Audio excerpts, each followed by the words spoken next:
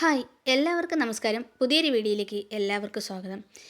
ഇന്ന് രാവിലെ തന്നെ എഴുന്നേറ്റ് ഞാൻ ഒരു കുളിയൊക്കെ കഴിഞ്ഞിട്ട് പുറത്തേക്ക് ഒന്ന് ഇറങ്ങുകയാണ്. ഇന്നെനിക്ക് അത്ര നല്ല ഒരു ദിവസമല്ല കേട്ടോ. ഇന്നെനിക്ക് അബദ്ധം കണ്ട ഒരു ദിവസമായിരുന്നു.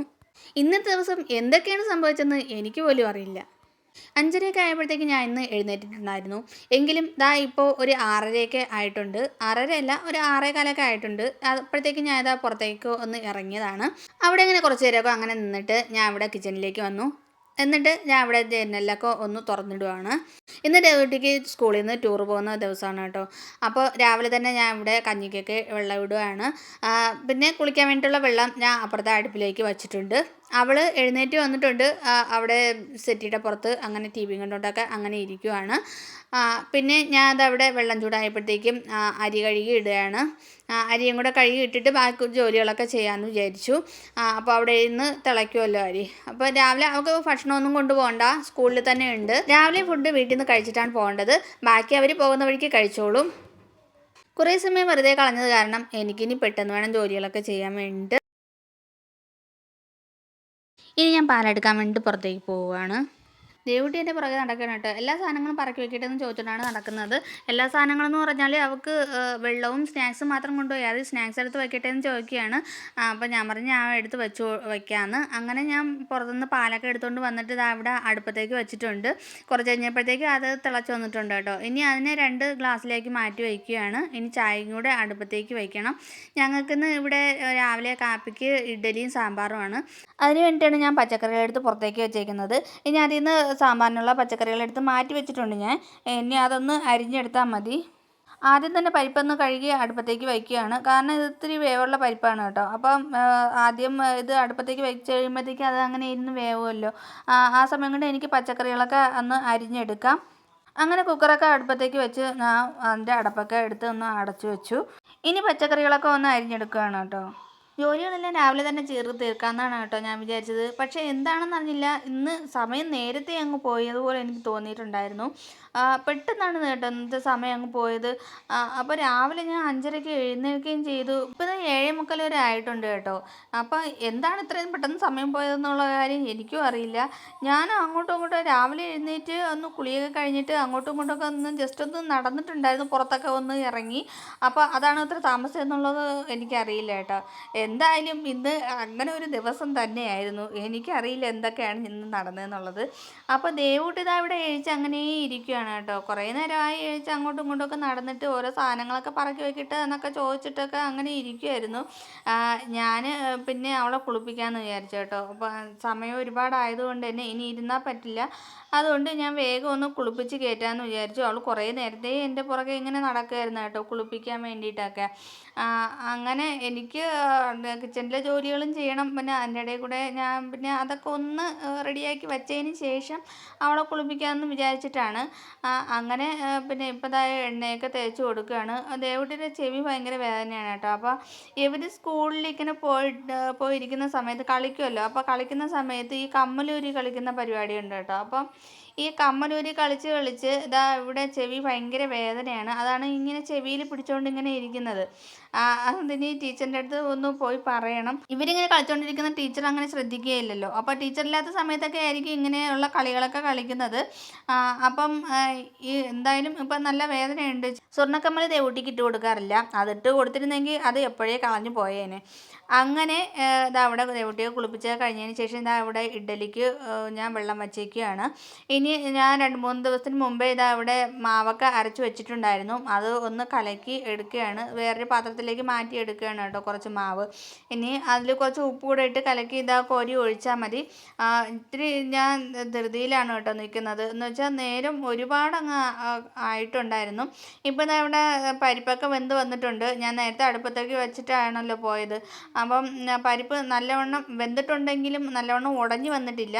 അതുകൊണ്ട് ഞാൻ വേറൊരു തവി എടുത്തിട്ട് നല്ലവണ്ണം ഉടച്ചെടുത്തിട്ടുണ്ട്. ഇനി അവിടെ അരിഞ്ഞു വെച്ചിരുന്ന കഷ്ണങ്ങളൊക്കെ അതിലേക്ക് ഇട്ട് കൊടുക്കുകയാണ്. ഇനി ഇതിലേക്ക് കുറച്ച് ഉപ്പിട്ട് കൊടുക്കുന്നുണ്ട്. ഞാനിപ്പോൾ ചെറിയൊരു കഷ്ണം കുടംപുളിയാണ് കേട്ടോ ഇപ്പോൾ ഇട്ട് കൊടുത്തത്. അതിനുശേഷം അവിടെ കുറച്ച് മഞ്ഞൾപ്പൊടി ഇട്ട് കൊടുക്കുന്നുണ്ട്. പിന്നെ ചെറിയൊരു കഷ്ണം കായവും കൂടി ഇട്ട് കുക്കറൊന്ന് അടച്ച് വെച്ച് കൊടുക്കുകയാണ്. ഇഡ്ഡലി തട്ടിൽ എണ്ണ ഒഴിച്ചിട്ട് എല്ലാ ഭാഗത്തേക്കും ഒന്ന് ആക്കി കൊടുക്കുന്നുണ്ട്. കേശു നേരത്തെ കുളിച്ചിട്ടൊക്കെ വന്ന് ഒന്ന് റെഡിയായിട്ട് അങ്ങനെ ഇരിക്കുകയാണ്. കേശു നാളെയാണ് കേട്ടോ ടൂർ പോകുന്നത്. അവർ കന്യാകുമാരിയാണ് പോകുന്നത്. ദേവൂട്ടി വാക്സ് മ്യൂസിയം, പിന്നെ എവിടെയാണ് മാജിക് പ്ലാനറ്റ്, അങ്ങനെ കുറച്ച് ആക്കുളം, അങ്ങനെ കുറച്ച് സ്ഥലത്തേക്കാണ് അവർ ഇങ്ങനെ പോകുന്നത്. കൊച്ചുകുട്ടികളായതുകൊണ്ട് തന്നെ ഇവിടെ അടുത്ത് കുറച്ച് സ്ഥലങ്ങൾ മാത്രമേ പോകുന്നുള്ളൂ. പിന്നെ വെള്ളത്തിലൊന്നും ഇറക്കുന്നില്ല. അങ്ങനെ ഞാൻ അവിടെ ഇഡ്ഡലിക്കുള്ള മാവൊക്കെ കോരി വെച്ചിട്ടുണ്ട്. ഇനി ചമ്മന്തിയും കൂടെ അരച്ചെടുക്കണം. ചമ്മന്തിക്ക് വേണ്ടിയിട്ട് ഞാൻ കുറച്ച് തേങ്ങയും അതിൽ ഒരു പച്ചമുളകും 2-3 ഉള്ളിയും പിന്നെ ഒരു ചെറിയ കഷ്ണം ഇഞ്ചിയും കൂടെ എടുത്തിട്ടുണ്ട്.